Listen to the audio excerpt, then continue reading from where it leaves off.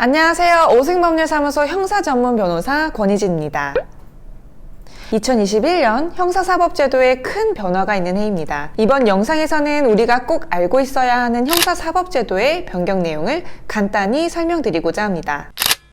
올해부터 검찰의 지휘를 받는 관계였던 경찰이 검찰과 협력하는 관계로 변경되었습니다. 검찰과 경찰의 수사 대상이 복잡하게 세분화된 만큼 변화된 제도가 정착되기까지는 다소간 혼란이 예상되기도 하는데요. 구체적으로 살펴볼까요? 가장 먼저 검찰의 수사 범위가 6대 범죄로 한정되었다는 점이 큰 변화 중 하나입니다. 따라서 검사는 부패, 경제, 공직자, 선거, 방위산업, 대형 참사의 6대 범죄와 경찰 공무원 범죄 등 한정된 범죄만 수사가 가능하고 그 외 범죄는 모두 경찰이 수사하도록 변경되었습니다. 예를 들어 경제범죄의 경우에 5억 원 이상의 고액 사기, 횡령 배임 등이 이에 해당되는데요. 아직까지 그 범위가 어려우신 분들은 아래의 법령에서 자세히 살펴보실 수 있습니다. 이와 같은 변화에 따라 고소고발장을 잘 나누어 접수해야 합니다. 올해부터는 검찰의 수사 범위에 해당하지 않는 범죄에 대해 이전과 같이 검찰청에 접수하더라도 그 접수가 반려되거나 경찰 등 다른 수사기관으로 이송되어 수사가 진행됩니다. 즉 사건의 종류에 따라 수사기관이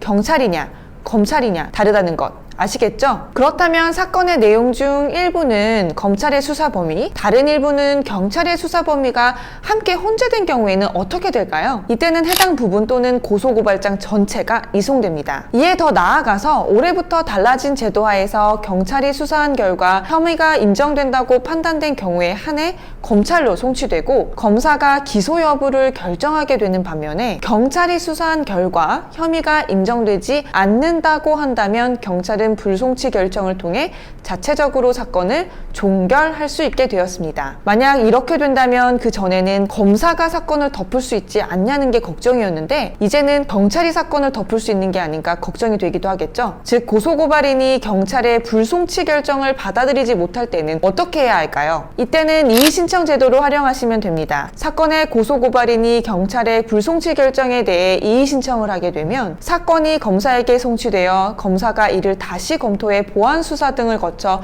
기소 여부를 결정할 수 있는 제도가 마련되었습니다. 그 외에도 경찰이 불송치 결정을 한 이후 검사는 90일 동안 불송치 기록을 검토해 그 결정이 위법 또는 부당한 때에는 경찰에 재수사 요청을 할 수 있습니다. 다만 이때 재수사 요청은 1회에 한정됩니다.